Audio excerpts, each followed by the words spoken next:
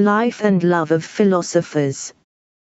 To mark the anniversary of Karl Marx, who died in London on the 14th of March, 1883, at the age of 64 due to bronchitis, it's worth reflecting on his life and legacy. Marx spent his final years seeking respite at health resorts and was buried in London's Highgate Cemetery.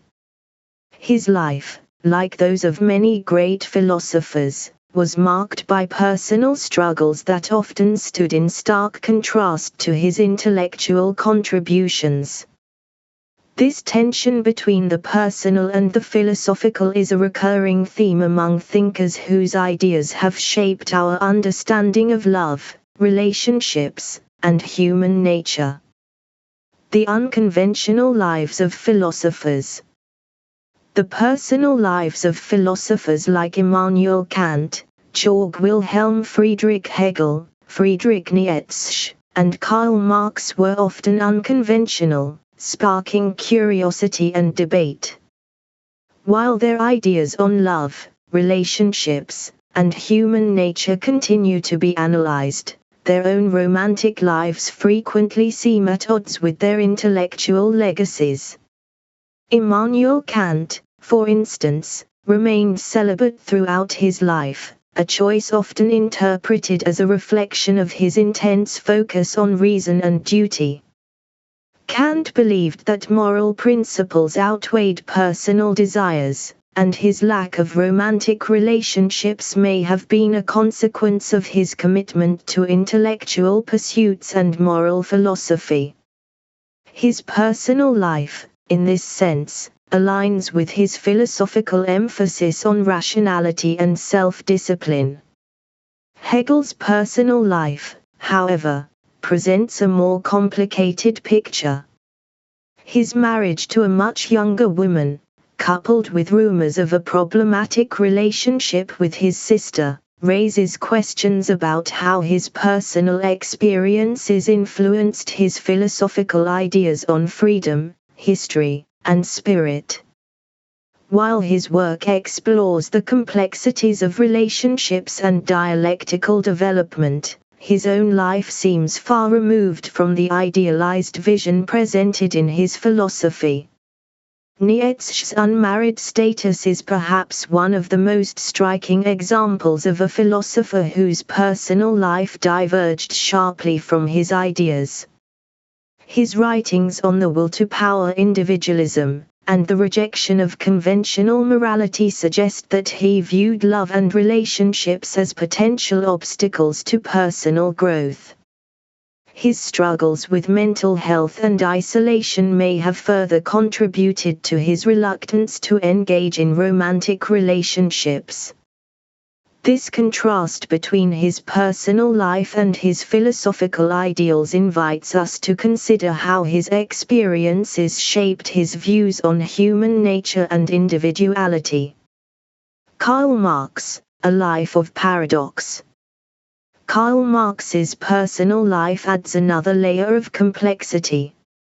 His relationship with his wife, Jenny, and his affair with their servant reveal a man whose personal circumstances often contradicted his philosophical ideals.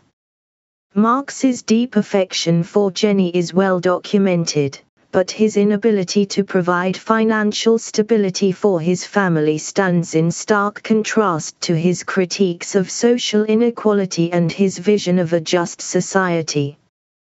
The affair with the servant, which resulted in an illegitimate child, further complicates our understanding of Marx as a person. While his philosophy centers on human liberation and equality, his personal life reflects the messy, imperfect realities of human relationships. Marx was deeply absorbed in his work, and his dedication to his theories and activism meant that his family, particularly Jenny, often endured poverty and hardship.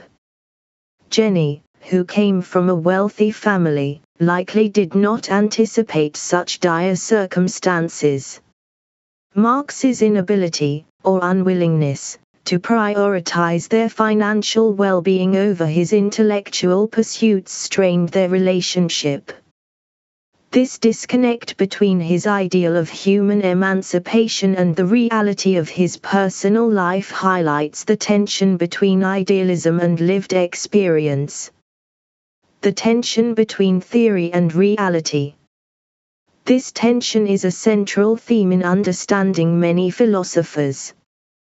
Their ideas are often rooted in deep theoretical thinking and an idealized vision of the world, but their personal lives reveal the complexities and imperfections of human existence. Marx's ideas about class struggle, economic systems, and emancipation from oppression are powerful in theory, but in practice, he struggled with poverty, personal conflict, and failure. This contrast between the world he envisioned and the struggles he faced creates a disconnect that makes it difficult to reconcile the theory with the person.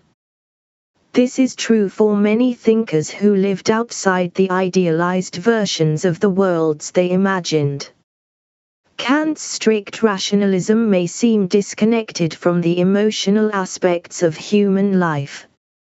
Nietzsche's ideas of the Übermensch and individualism might feel distant from the complexities of human relationships, especially considering his own isolation. Hegel, with his emphasis on history's dialectical progress, did not seem to live a life reflective of his grand historical theories. Philosophy as a refuge and a double-edged sword. The act of creating ideas, philosophies, or even art can be seen as a way of escaping the harsh realities of life. When reality is difficult, full of suffering, uncertainty, or limitation, the imagination offers a refuge, a space to reshape the world, envision possibilities, or create meaning. For philosophers like Marx, Nietzsche, and Kant, their intellectual systems may have served as a way to transcend or cope with personal struggles. Marx's critiques of capitalism and his vision of a classless society could be seen as a response to the poverty and oppression he experienced. Nietzsche's will to power and critique of traditional values might have been his way of coping with isolation and illness. Yet, this imaginative escape can also have unintended consequences.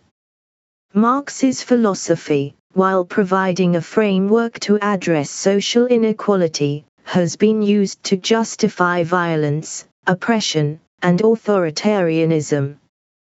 The same ideas that inspired movements for social justice were co-opted by regimes that used them to rationalize mass killings and state control. This duality highlights the double-edged nature of philosophical ideas.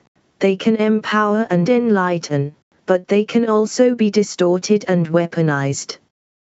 The responsibility of thinkers. This raises a broader question about the responsibility of thinkers and the legacy of their ideas. To what extent are philosophers accountable for how their ideas are interpreted and applied? Can we separate the intellectual system from its practical outcomes, or are they inherently intertwined? While philosophers like Marx may not have intended for their ideas to be used destructively, the reality is that ideas, once unleashed, take on a life of their own. They are shaped by the context in which they are deployed and the intentions of those who wield them. Conclusion. The lives and ideas of these thinkers remind us that philosophy, while often abstract and idealistic, is deeply intertwined with the human condition.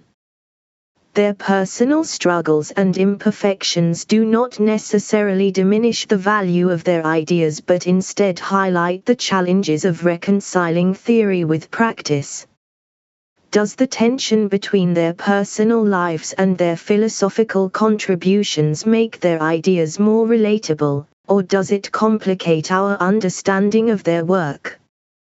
And how should we navigate the dual nature of philosophical thought, as both a tool for liberation and a potential instrument of harm?